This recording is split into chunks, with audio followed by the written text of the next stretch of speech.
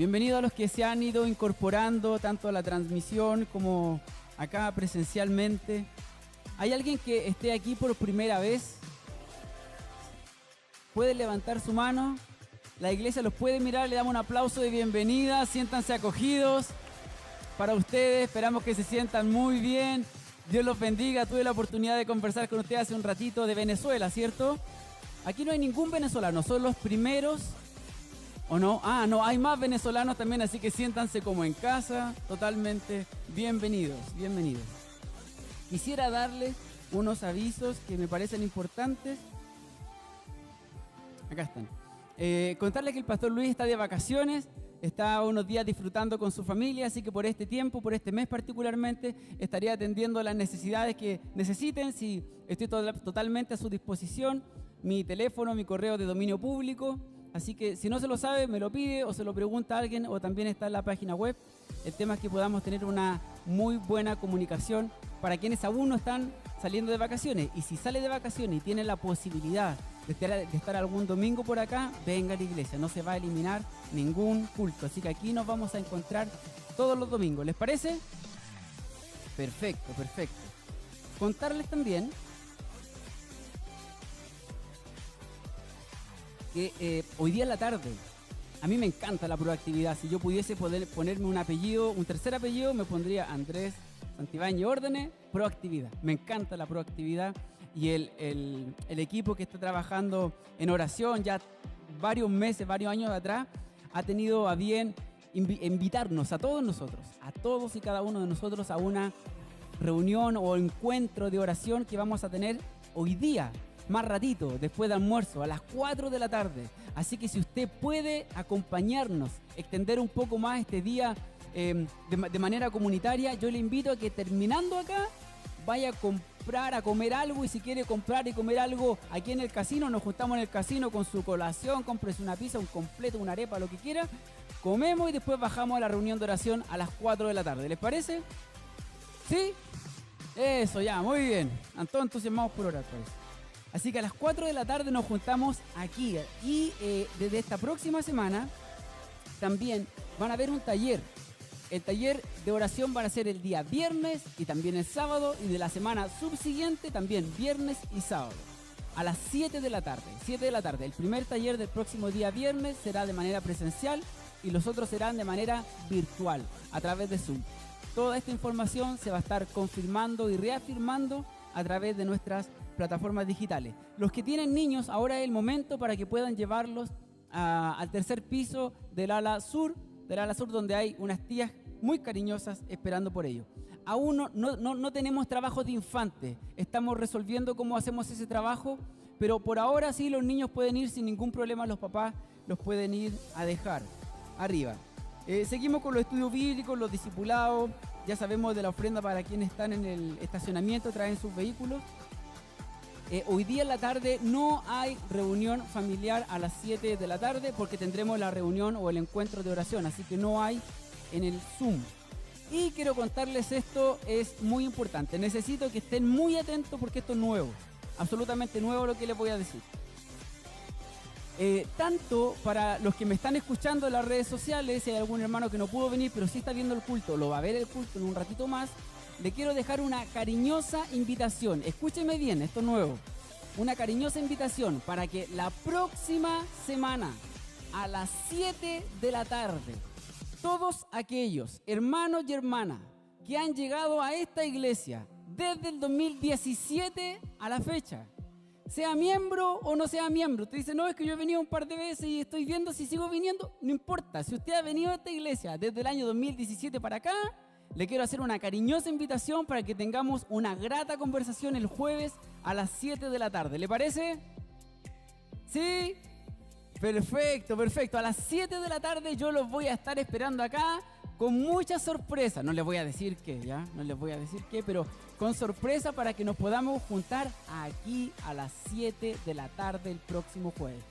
Todos quienes recuerden que llegaron desde el año 2017 para acá, quiero que nos juntemos a conversar. Hay muchos que se sumaron inclusive en tiempos de pandemia y no nos conocemos. Esta reflexión vino a mí después de estar predicando el día domingo pasado.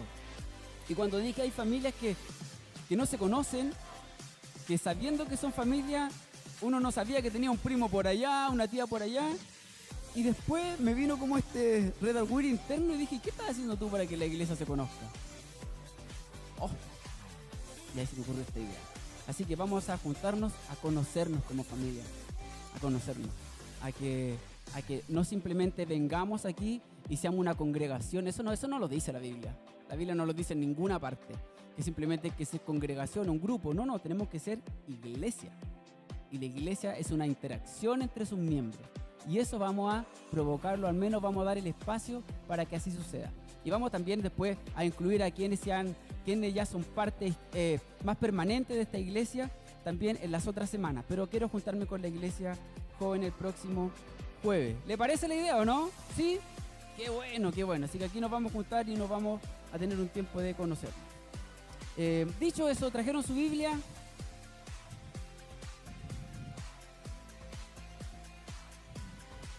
Espero que sí. Confío en ustedes. A ver, levantémosla con mucho ánimo, entusiasmo, no se me queden dormidos. Yo sé que se acostaron tarde, el año nuevo, se acostaron tarde, ¿cierto? Hay algunos que se acostaron súper tarde. Espero que hayan podido descansar el día de ayer. Pero aquí quiero que estén muy atentos, porque vamos a hablar de un tema que yo no quería hablar. Es la verdad. Es la verdad. Yo no quería hablar de pasajes como esto, pero tengo tanta alegría porque no lo escogí yo, lo escogió el Señor por mí. Y eso me da tranquilidad absoluta. Hace un tiempo atrás propuse que trabajáramos durante los meses de enero y febrero un concepto, y lo vamos a trabajar este año. Enero y febrero vamos a trabajar una serie que se llama Esencial. ¿Lo puede decir conmigo para que no se lo olvide? Esencial. Durante enero y febrero vamos a trabajar esto. Hay gente aquí que le gusta el deporte, que es futbolera, por ejemplo, juega regularmente fútbol. ¿Puede levantar su mano? Uy, está lleno de deportistas aquí, a ver. ¿Alguien que haga otro tipo de deporte puede levantar su mano? No el de la mandíbula, de deporte. Sí, hay alguno. Hoy estamos carentes de ejercicio aquí y tenemos que hacer, es saludable. Nuestro cuerpo es templo del Espíritu Santo, así que tenemos que cuidar. Hay un concepto que se ocupa en el deporte, que se dice que cuando viene una actividad deportiva importante por delante, antes de esa actividad deportiva importante viene una pretemporada. ¿Has escuchado eso? Una pretemporada. Y lo que vamos a hacer en los meses de enero y febrero, vamos a hacer eso, una pretemporada. Y vamos a hablar de elementos que son esenciales, que son claves para la fe cristiana, que son claves para tener presente en lo que significará para todos nosotros el desarrollo de este año 2022. Así que yo le invito a que no se pierda nada de lo que aquí va a pasar. El desafío para mí, quienes tenemos el llamado al ministerio de la proclamación de la palabra, de la enseñanza de la palabra, era cómo empezamos. ¿Cómo empezamos con este primer culto? Y yo tenía una idea, tenía presiones mentales, psicológicas, emocionales, y quería hacer algo. Y un día de esta semana me vine para acá, estaba todo oscuro y me encerré. Aquí estaba todo en silencio, todo oscuro. Aquí yo escuché que habían fantasmas y mi primera oración, Señor, que no me salga ninguno. Y aquí estaba, encerrado. Y le dije, Señor, ¿qué predico el domingo? Y estaba angustiado, de verdad. Si hay un predicador acá, sabe lo que le estoy hablando. Tener la angustia de no saber qué decir. ¿Qué decir? No tengo una pauta que me diga 365 predicaciones del año. No. Busco, al igual que el pastor Luis, quienes predicamos la palabra, la orientación de Dios. Y de manera tan clara vino a mi mente un pasaje que lo busqué, lo leí y le dije al Señor, no, pero dame otro. Dame otro, por favor. Y oré y no me dio otro. Y hablaba con una persona y esa persona mágicamente me hablaba justo versículos de ese pasaje. Entraba a WhatsApp y veía que la hermana Nélida mandaba estos reenvíos de buenos días, ¿cierto? De bendiciones, que eran justo de ese pasaje. Hablaba con otra persona y me hablaban de ese pasaje. Y después hablaba con otra persona y me hablaba de ese pasaje. Yo le dije al Señor, igual no voy a predicar de eso. De verdad. Y cuando estaba buscando otra predicación, me vino este otro pasaje a mi cabeza. 2 Timoteo 4, del 1 al 5. Y esto me dijo el Señor. En presencia de Dios y de Cristo, que ha de venir en su reino y que juzgará a los vivos y a los muertos, te doy este solemne encargo. Predica la palabra. Persiste en hacerlo. Sea o no sea oportuno, corrige, reprende y anima con mucha paciencia sin dejar de enseñar. Porque llegará el tiempo en que no van a tolerar la sana doctrina, sino que llevados por sus propios deseos se rodearán de maestros que les digan las novelerías, dice la NBI, los cuentos en otras versiones que quieran oír. Dejarán de escuchar la verdad y se volverán a los mitos. Tú, y parece que aquí venía entre paréntesis, Andrés, por el contrario, sé prudente en todas tus circunstancias, soporta los sufrimientos, dedícate a la evangelización, cumple con los deberes de tu ministerio. Y me retó el Señor, me retó. Es como, ya te di el mensaje, predica, ¿qué más quieres que te lo haga, que te lo vaya a hacer yo? Predica, y eso es lo que quiero hacer con ustedes. Vamos a continuar la reflexión que iniciamos en la pasada reunión administrativa. Ahí el Señor me dio el mismo mensaje. Así que vaya conmigo a 1 Corintios, por favor, capítulo 10.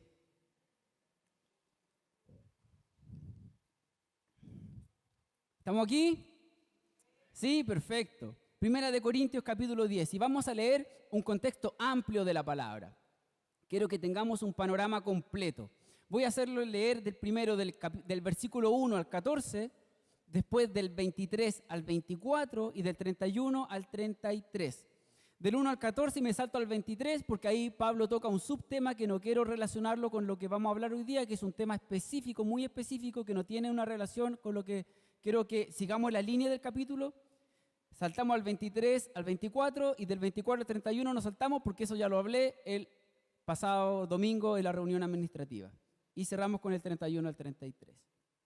Así que lo leemos en el nombre del Señor. Amén. No quiero que desconozcan, hermanos, que nuestros antepasados estuvieron todos bajo la nube. Voy a resaltar algunas palabras para que después usted tenga algunas pistas en la predicación. Que nuestros antepasados estuvieron todos bajo la nube y que todos atravesaron el mar. Todos ellos fueron bautizados en la nube y en el mar para unirse a Moisés. Todos también comieron el mismo alimento espiritual y tomaron la misma bebida espiritual, pues bebían de la roca espiritual que los acompañaba, y la roca era Cristo. ¿Qué palabra estaba queriendo resaltar Pablo aquí? Todos, con total claridad. Sin embargo, la mayoría de ellos no agradaron a Dios y sus cuerpos quedaron tendidos en el desierto. Todo esto sucedió para servirnos de ejemplo, a fin de que no nos apasionemos por lo malo, como lo hicieron ellos. No sean idólatras, como lo fueron algunos de ellos. Según está escrito, se sentó el pueblo a comer y a beber y se entregó al desenfreno. No cometamos inmoralidad sexual, como algunos hicieron porque en un solo día perecieron 23,000. Tampoco pongamos a prueba al Señor como lo hicieron algunos y murieron víctimas de las serpientes. Ni murmuremos contra Dios como lo hicieron algunos y sucumbieron a manos del ángel destructor. Todo eso les sucedió para servir de ejemplo y quedó escrito para advertencia nuestra. Pues a nosotros nos ha llegado el fin de los tiempos. Por lo tanto, esto Pablo siempre escribe así, por lo tanto, si alguien piensa estar firme, tenga cuidado de no caer. En otras versiones, que esté firme, mire que no caiga. Ustedes no han sufrido ninguna tentación que no sea común al género humano, pero Dios es fiel y no permitirá que ustedes sean tentados más allá de lo que puedan aguantar. Más bien, cuando llegue la tentación, Él les dará también una salida a fin de que puedan resistir. Versículo 23.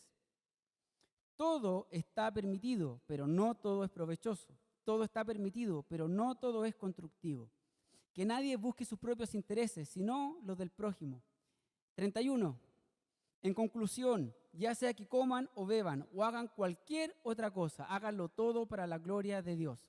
No hagan tropezar a nadie, ni a los judíos, ni a los gentiles, ni a la iglesia de Dios. Qué extraño esto, cómo escribiéndolo en iglesia, que no haga tropezar la iglesia. Interesante. Hagan como yo, que procuro agradar a todos en todo. No busco mis propios intereses, sino de los demás para que sean salvos. Amén. Un texto extenso, pero que no quería simplemente leer un par de versículos, quería que ustedes tuvieran el panorama completo, porque comeremos esta comida de a poquito y entera. Ando muy carraspiento. Lo primero, ¿a qué iglesia le está escribiendo Pablo? ¿A la iglesia de? Es una pillería para que usted me responda y yo tomo agua, ¿se dio cuenta, no? ¿Sí? A la iglesia de Corinto. Corinto era una ciudad que era, ¿cómo decirlo? Era un centro muy importante. Aquí me gustaría que después la tecnología nos acompañe y yo poderle mostrar un mapa y irlo trabajando acá y usted está viendo ahí. Después vea un istmo de Corinto, la ciudad de Corinto, y se va a ver que hay un canal, como el canal de Panamá. Hoy día existe así, como el canal de Panamá, que pasa de un mar a otro. Y cuando eso no estaba, para que los barcos pasaran de un mar a otro, transportaban los barcos así en la tierra. ¿Han visto como la minga del sur que trasladan las casas acá en Chile? Así como lo mismo, pero los barcos, cuando no existía ese canal. Era una ciudad que tenía 2 puertos, una actividad comercial extremadamente importante. Era una ciudad que era racialmente diversa, que era demográficamente diversa. Había gente de muchas partes del mundo, se hablaban diferentes idiomas. Era una ciudad realmente próspera, pero también tenía pecado importante. Era una ciudad que albergaba no solo a personas de diferentes lugares, sino culturas, costumbres, religiones de otros lugares. Ahí estaba, en su momento, piensen que esto viene de los griegos, después se transforma en una ciudad greco-romana, el templo de Afrodita. ¿Sabías eso, Sara? El templo de Afrodita estaba ahí. Pero cuando llegó Pablo ya probablemente ese templo no estaba. Sin embargo, toda esa tradición sí estaba presente de la promiscuidad sexual. Es un tema importante en esta carta. De hecho, ese templo tenía cerca de 1000 prostitutas religiosas. Entonces, cuando el esposo le decía a la esposa, mi amor, voy al templo a adorar, la esposa sabía lo que iba ese hombre. La prostitución era un tema importante. Corinto también se transformó en una ciudad para los jubilados. ¿Hay algún jubilado acá? ¿Nadie? ¿Sí? ¿Hay jubilados? Sí, hay alguno por ahí, otro que otro. Era una ciudad para los jubilados, particularmente los hombres que trabajaban en el ejército. En el ejército romano uno entraba cerca de los 20 años. A los 20 años entraba al ejército romano. Se tenía una instrucción muy dura durante 4 meses y después tenía que servir cerca de 25 años. Una vez hecho esto, 20 más 25 son 45, esa persona se jubilaba. Lo estoy diciendo en términos modernos. Se jubilaba. ¿Y qué es lo que hacía el Imperio Romano? A algunos de ellos les daba un sueldo importante, o si no les daba tierras. Se crearon ciudades para aquellos ex soldados o ciudades albergaban a personas que estaban en esa condición. Es decir, aquí tenían treintones que vivían ahí haciendo comercio, había muy pocos niños, la mortalidad infantil era muy alta, la esperanza de vida no era tan alta, así que tenemos treintones, cuarentones, cincuentones ahí, en esa ciudad, viviendo relajadamente. Se dice la historia que le daban en ese pago, ya sea en dinero o en tierras, cerca de 12 años de sueldo. 12 años de sueldo, tómese usted porque trabajó para el Imperio Romano. ¿Qué pasaba con la iglesia? Ahí Pablo en su segundo viaje misionero, en medio de esa realidad, eso estaba pasando, así era la ciudad. Y llega Pablo, segundo viaje misionero, y crea una iglesia, la iglesia de Corinto.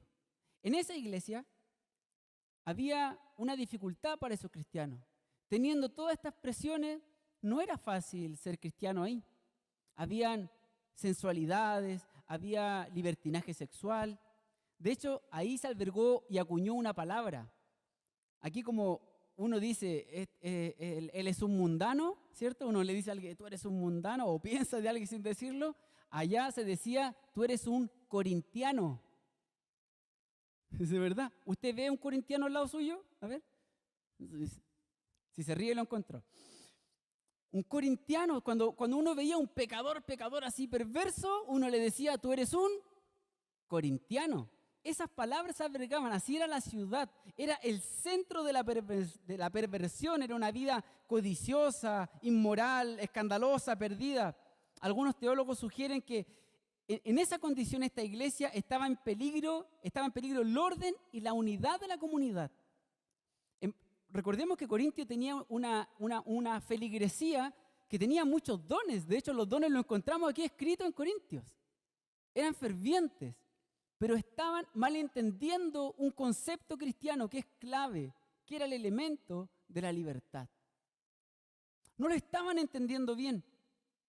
De hecho, lo entendieron de tan mal manera que Pablo les escribe unos capítulos antes, si lo quiere leer o me escucha, 1 Corintios 5:1. Pablo le dice, y es ya del dominio público. Es decir, todo esto lo sabe toda la gente. Lo que les voy a decir, todo el mundo lo sabe. Es de dominio público que hay entre ustedes un caso de inmoralidad sexual. Le está diciendo Pablo a una iglesia. En ustedes hay un caso de inmoralidad sexual que ni siquiera los paganos lo toleran. O sea, quiero que, por favor, sopesen esto. Lo que está pasando al interior de la iglesia ni siquiera se veía fuera de la iglesia. Con toda esta perversidad, la prostitución. No, ni siquiera ahí. Ni siquiera los paganos lo toleran. A saber que uno de ustedes tiene por mujer a la esposa de su padre. Incesto. Relaciones muy cercanas, entre parientes muy cercanos. ¿Qué es lo que está diciendo Pablo aquí? Está sacando los trapitos al sol en la iglesia.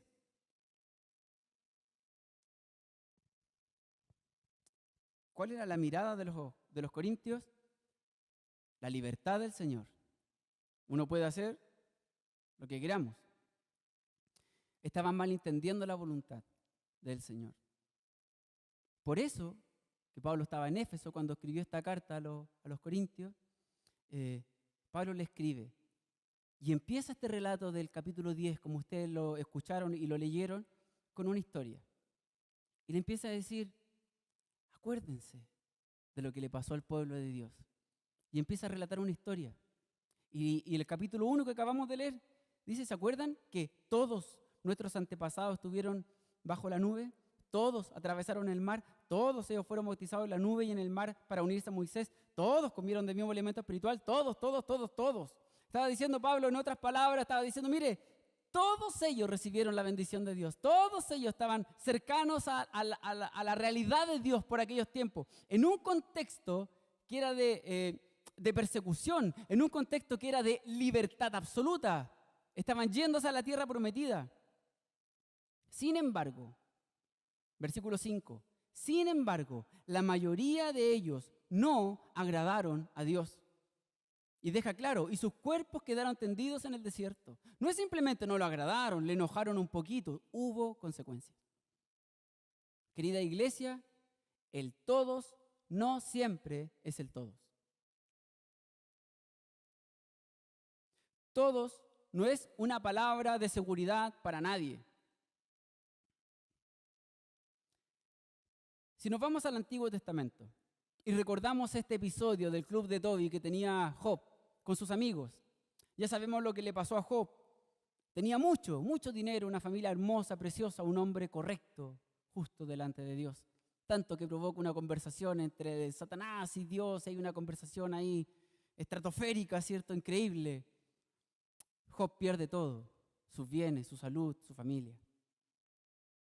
Llegan sus amigos, el club de Toby, y le empieza a decir, tú hiciste algo, esto no puede ser así.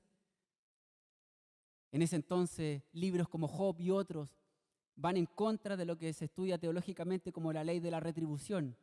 Lo que tú haces, las consecuencias que tú generas tienen un pago. Y en este libro se quiebra esa regla. Porque Job efectivamente había hecho algo, no. Y le dicen, tú hiciste algo. Y todo el libro, la mayoría del libro, se trata de consejos de los amigos, discurso de los amigos a Job y le hablan bonito, muy bonito.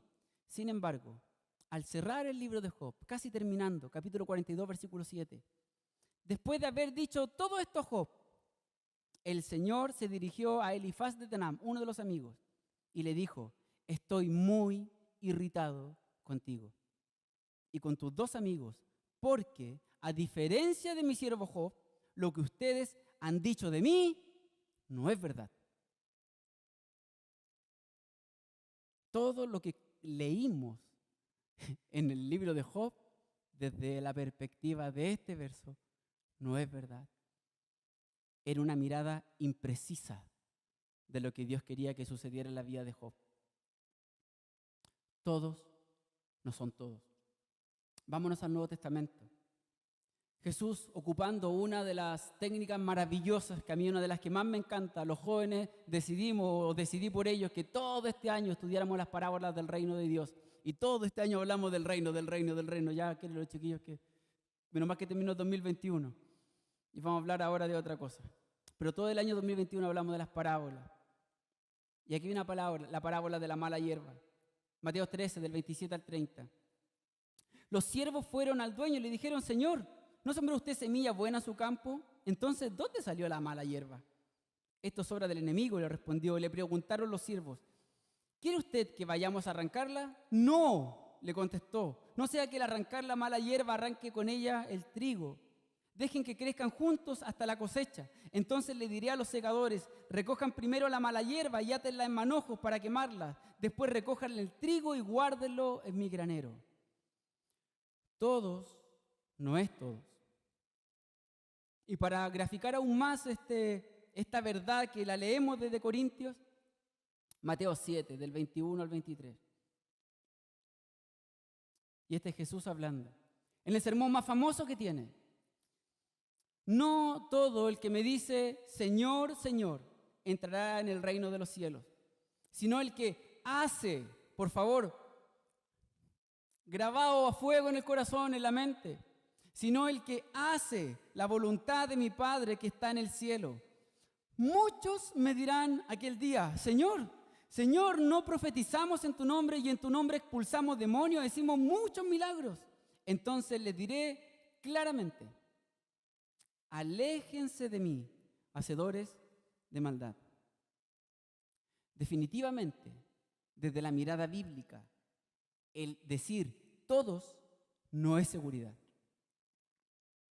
Que usted diga: es que yo soy cristiano de siempre, es que yo toda la vida, es que mi familia, no es seguridad. Pasó con el pueblo de Israel, con los hebreos de aquel entonces, pasó con los amigos de Job, pasó en la explicación de Jesús y pasó en las palabras de Jesús de manera directa. ¿Qué es lo maravilloso que es que leamos o escuchemos sermones como estos el día de hoy? La predicación de este día, no sé si vieron el título, era Dios habla en todo tiempo.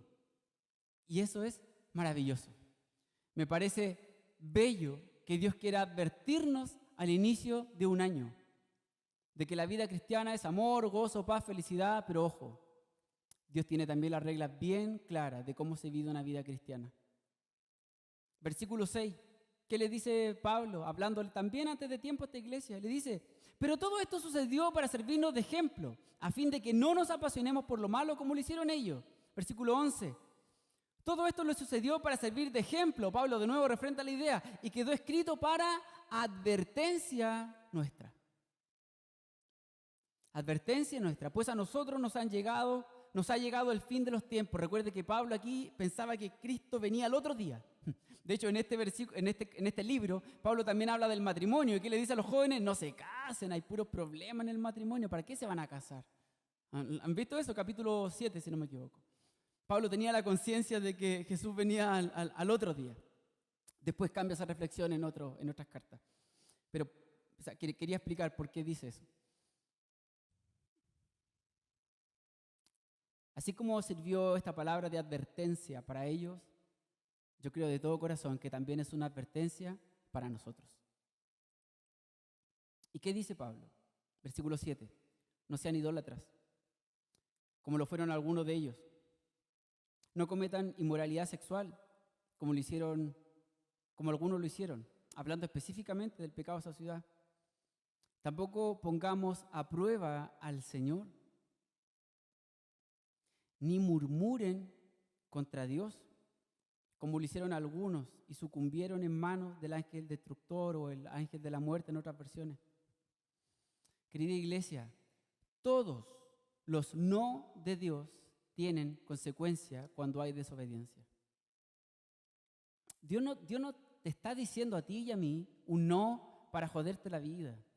No quiere ver cuánto aguantas. No, hay una razón poderosa detrás para que nosotros en segmentos de la Biblia podamos entender que tenemos una libertad para escoger. Pero hay otras partes que nos deja extremadamente claras las direcciones y directrices que tiene que vivir un cristiano y una cristiana. Y no es transable. No es transable.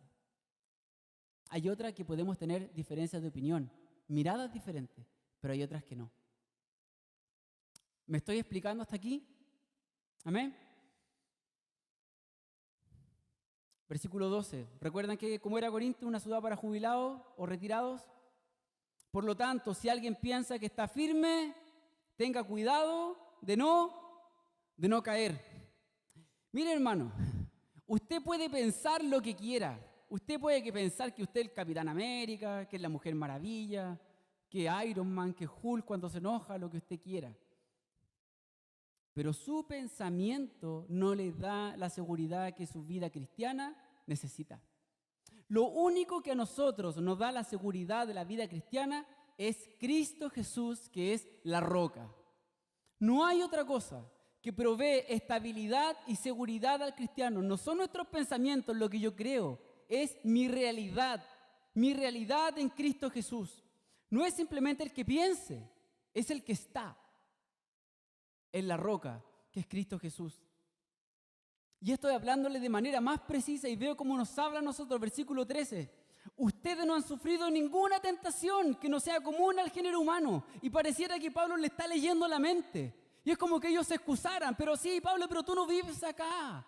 Tú estás escribiendo una carta de súper lejos y no sabes lo difícil que es ser cristiano aquí. Aquí es complejo. Es difícil tener dominio propio con lo que estamos viendo, con las necesidades de un hombre, de una mujer, de la libertad que tenemos. Es difícil. Y Pablo le está diciendo, ojo, lo que ustedes están viviendo ahí no es distinto a lo que pasa en otros lugares del mundo. Tranquilo. No es distinto. Y le empezamos a echar, en Chile hay un dicho que se dice como que se le echa la culpa al empedrado. ¿Lo han escuchado? Y todos los demás tienen la culpa, pero nosotros no. No, es que él, es que ella. No, es que yo vengo de una familia de carácter fuerte, entonces, por favor. Es que a mí me gusta decir las cosas a la cara y yo, ¿qué estamos hablando?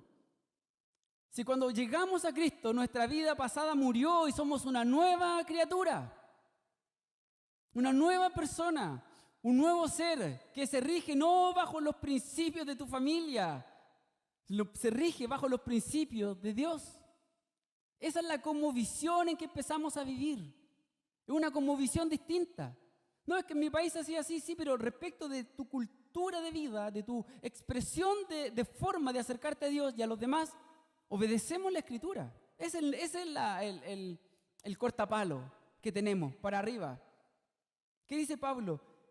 Ninguna tentación que no han sufrido ninguna tentación que sea del género humano, que no sea común al género humano. Aquí viene el bálsamo. Pero Dios es fiel.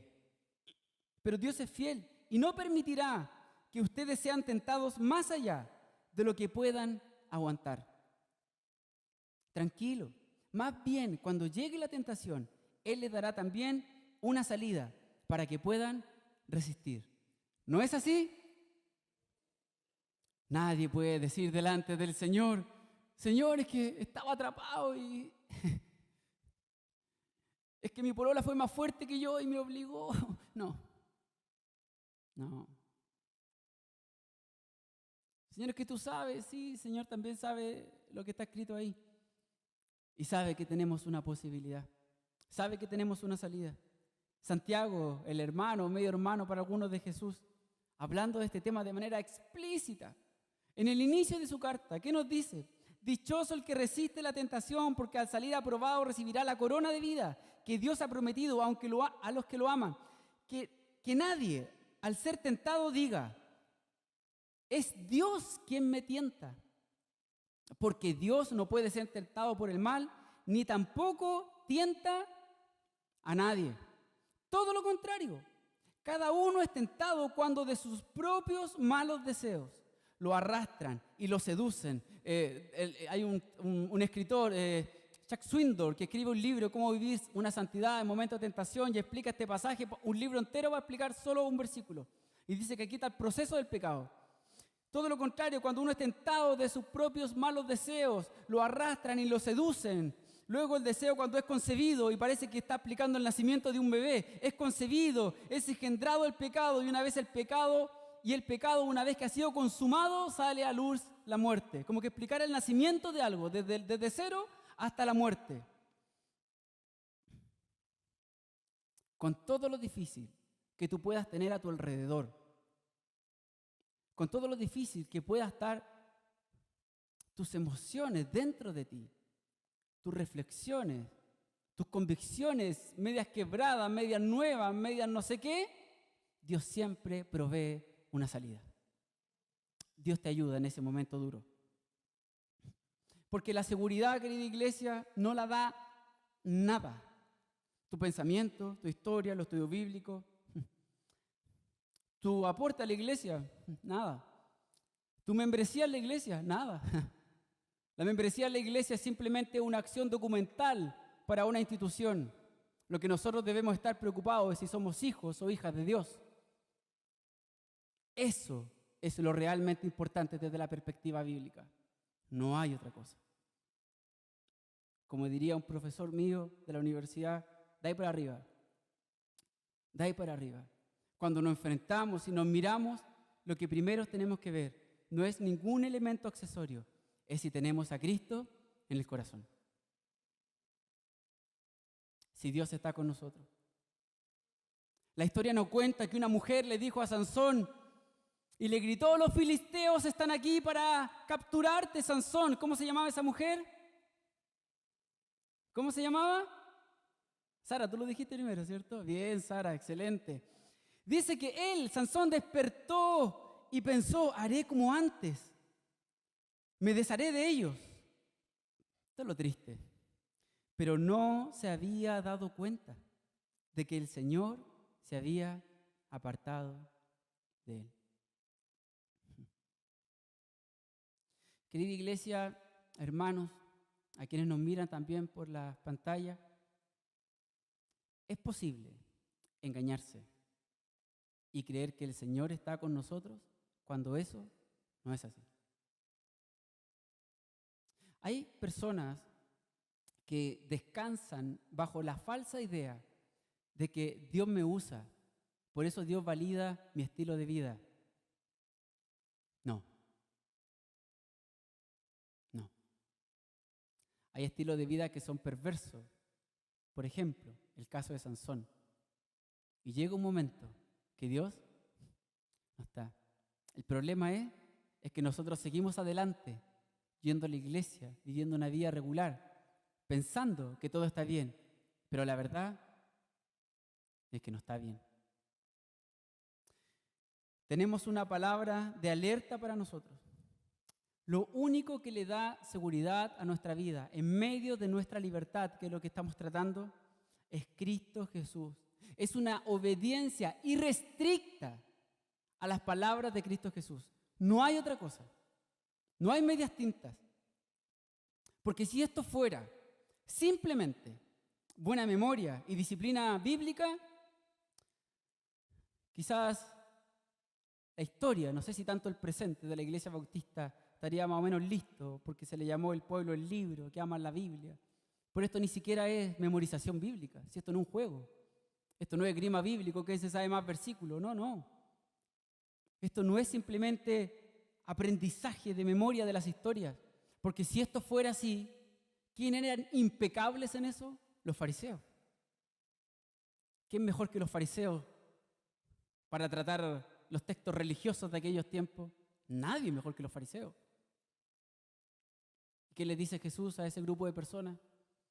¡Ay de ustedes, maestros de la ley, fariseos hipócritas, que son como sepulcros blanqueados! Por fuera lucen hermosos, pero por dentro están llenos de huesos de muertos y de podredumbre.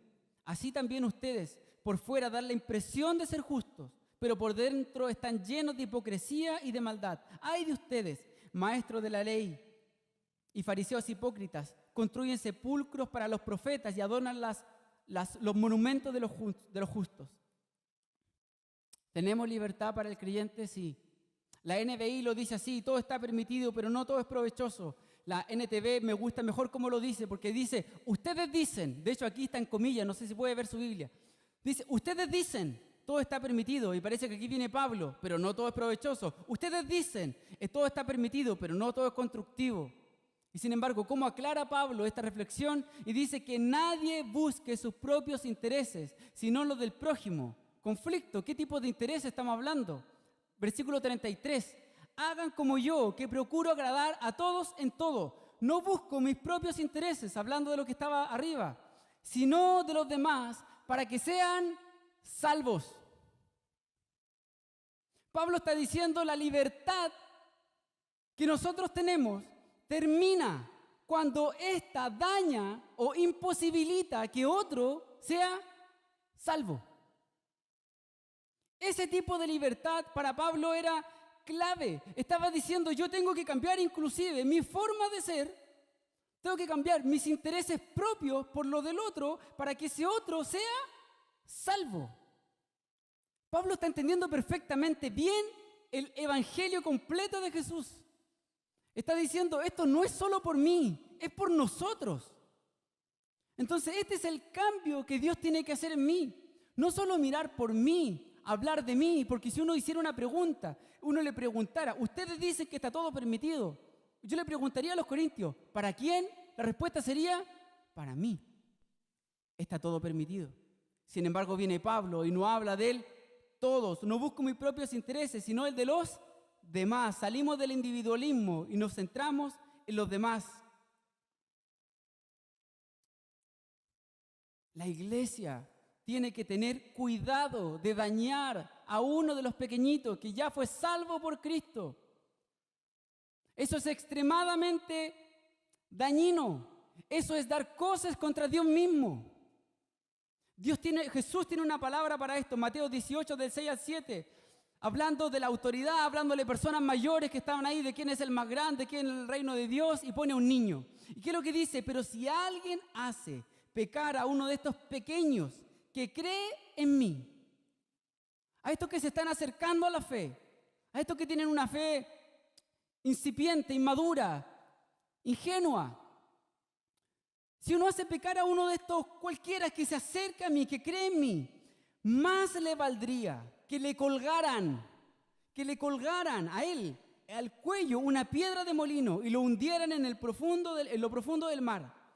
Miren lo que dice, ay del mundo. Esto es una palabra para los gobiernos. Ay del mundo por las cosas que hacen pecar a la gente. Y dice, es inevitable que suceda. Así están. ¿Tenemos gobiernos corruptos? Sí. ¿Tenemos leyes mal hechas? Sí. ¿Tenemos leyes pecaminosas? También. Jesús dice, es inevitable que suceda. Así está. Cuando alguien no camina del lado del Señor, camina lejos de Él. Pero después sigue y es más incisivo. Dice, pero hay del que hace pecar a los demás. Ya se salió de los gobiernos, ya se salió de la masa y ahora te habla a ti y me habla a mí. Ay de que yo sea una piedra de tropiezo para alguien. Ay si mis palabras yo no las mido y hago tropezar a la iglesia. Como diría un amigo mío, esto es como pisarse la capa entre superhéroes. ¿Cómo podrá ser posible que la iglesia haga tropezar a la iglesia? Lo que sí es cierto es que de esto se hace cargo Dios. No se hace cargo el liderazgo de ninguna iglesia. Dios pone las cartas sobre el asunto aquí.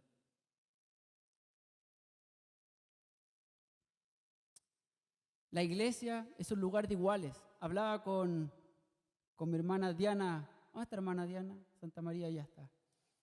Y hablábamos que esta es una iglesia de iguales, en donde todos nosotros tenemos que vernos como hermanos. Voy cerrando este mensaje. ¿Y qué empieza a decir Pablo? Dice en conclusión: ya sea que coman o beban, o hagan cualquier otra cosa, háganlo todo para la gloria de Dios. No hagan tropezar a nadie, ni a los judíos, ni a los gentiles, ni a la iglesia de Dios. Pablo le está diciendo a la iglesia: no sean de tropiezo para ustedes mismos. Para ustedes mismos. Y me imagino yo que si esto está escrito para nosotros, es porque también es para nosotros.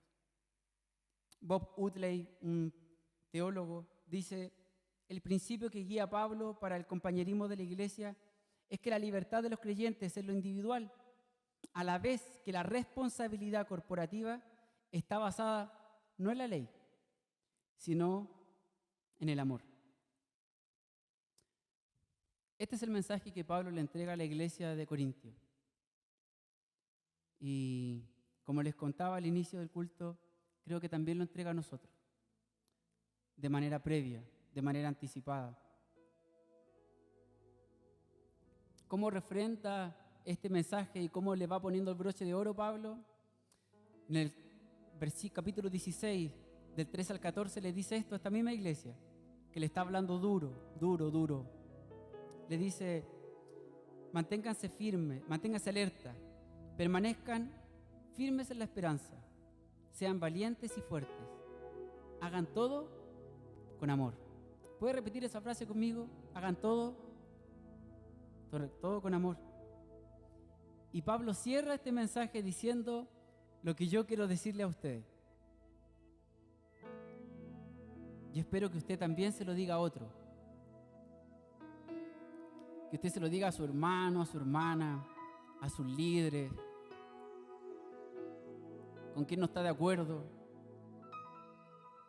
Pablo dice, ya finalizando la carta, la primera carta, le dice 16, versículos 22b al 24. Maranata. Le dice: Maranata, que la gracia del Señor sea con ustedes. Y esta frase yo se las quiero regalar a ustedes. Los amo a todos, a ustedes, en Cristo Jesús. Los amo a todos ustedes, en Cristo Jesús. Y cierra con un amén. Yo quiero cerrar lo que estoy leyendo del versículo y decirles de mi corazón a ustedes: los amo a todos ustedes en Cristo Jesús. Y decir eso, yo quiero decirlo de manera honesta. Y es un trabajo que hay que hacer. Porque no es simplemente decirlo, el amor es una acción que se trabaja.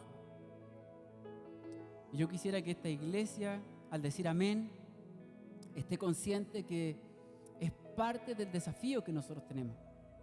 Amarnos con honestidad. Y Pablo, en ese proceso de decirle yo les amo, de verdad les amo, no estoy de acuerdo con las chancherías que están haciendo. Y se las tengo que decir de manera muy clara: eso está mal. Tienen que cambiar. Eso no es lo que es la iglesia del Señor. Eso está mal, está mal. Somos iguales delante del Señor. Cuando usted me ve a mí y yo lo veo a usted, lo primero que tenemos que ver es un hermano. De ahí todo lo demás, en la conversación, en la bebida, en lo que estemos comiendo, saldrá la vida, la historia. Pero cuando no vemos a Cristo en los primeros segundos, tenemos que hacernos una reflexión. Tenemos que hacer una reflexión de vida.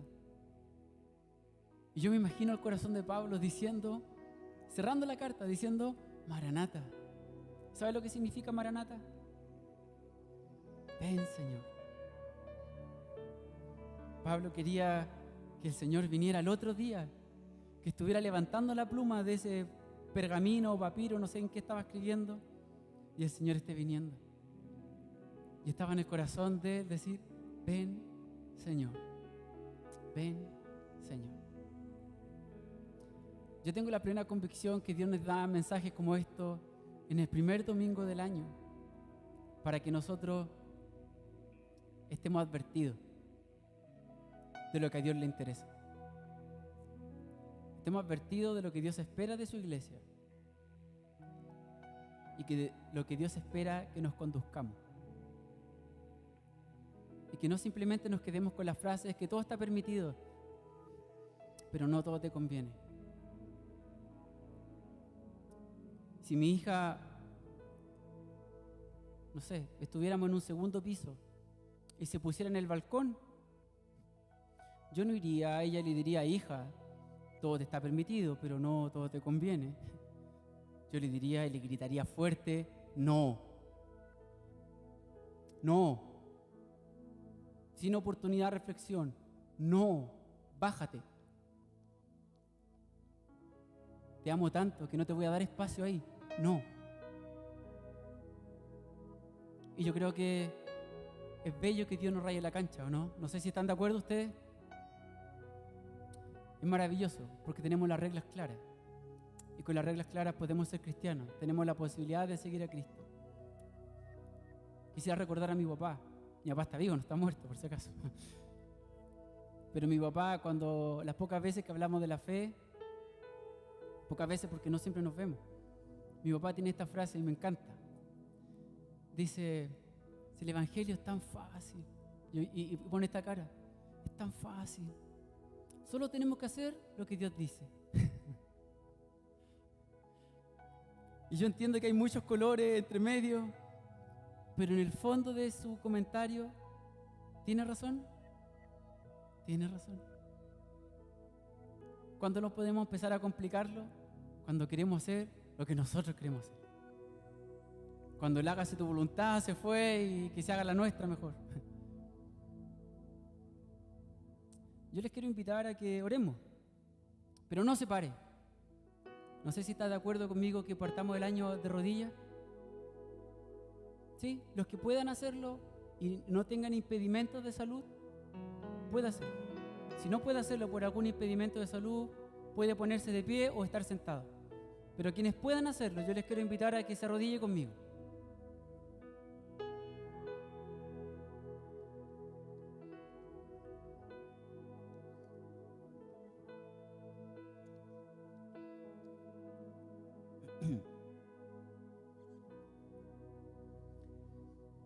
Querido Señor, no solo nuestro corazón está rendido a ti, queremos también mostrarlo de una manera física delante de ti.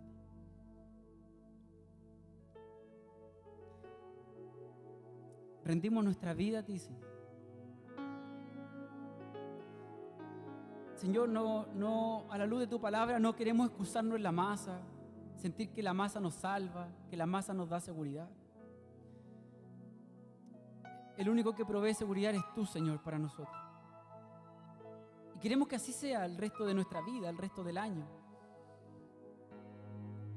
Reconocemos, Señor, que hemos estado bendecidos por ti, cubiertos por ti, alcanzados por esta nube, por esta agua maravillosa que eres tú, como les decías a esos hebreos que arrancaban de la esclavitud para ir en libertad. Pero no queremos que diga de nosotros: sin embargo, eran algunos nomás, no eran todos. Queremos, Señor, de verdad rendirnos delante de ti. Y, Señor, te queremos pedir perdón. De verdad queremos pedirte perdón porque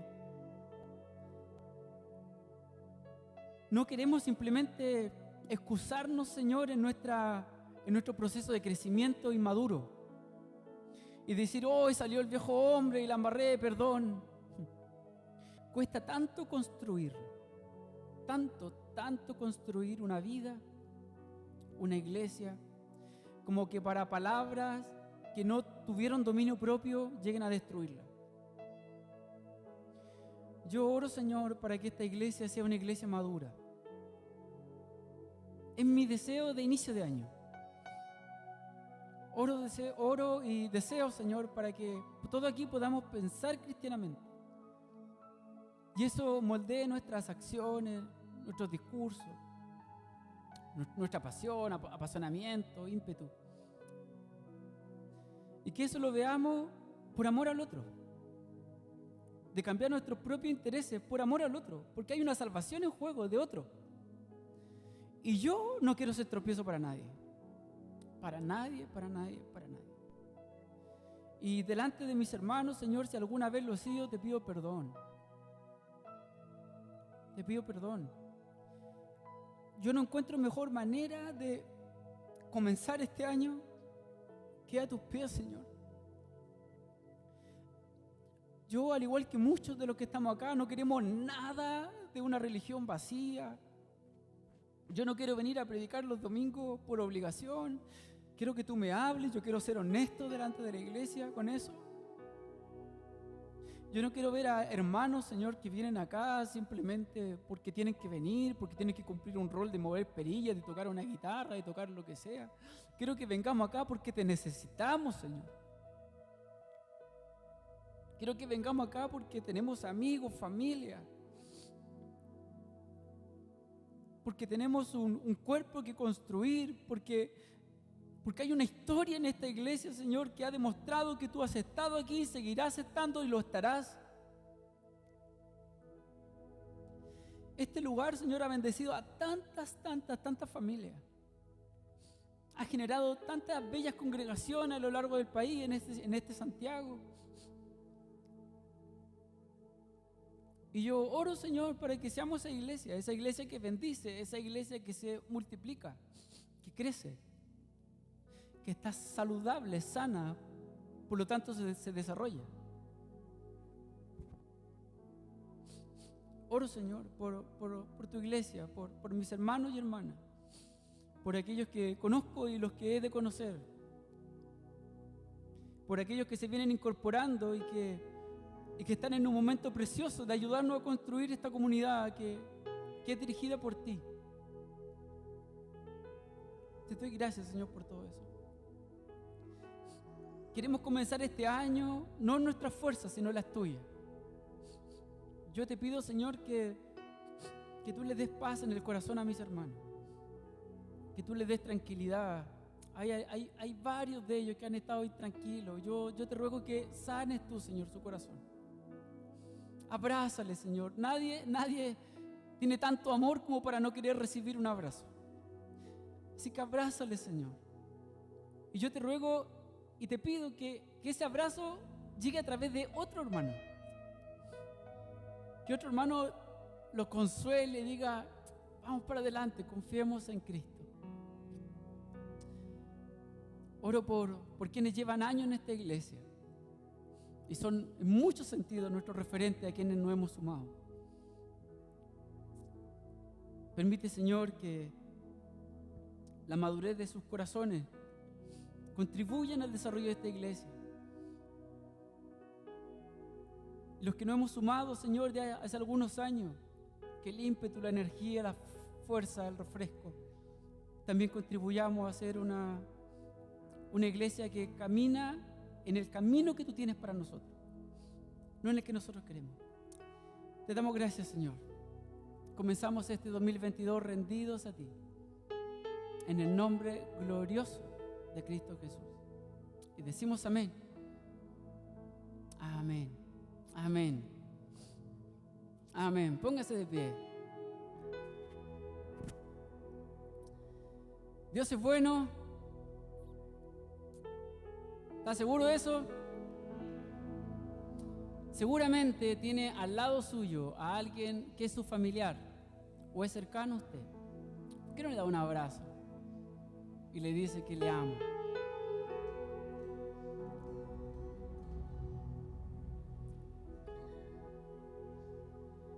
Y si ve a alguien que está solito, dele un abrazo. Ahí, sé que hay distanciamiento, pero sé que en la familia, entre familia podemos hacerlo. Así que ahí entre su familia, entre sus seres queridos. Y comenzamos este año de la mejor manera, rendido a los pies del Señor. ¿Está de acuerdo? ¿Está de acuerdo, iglesia? ¿Qué pasa si decimos amén? Que así sea, que así sea. Adoramos al Señor.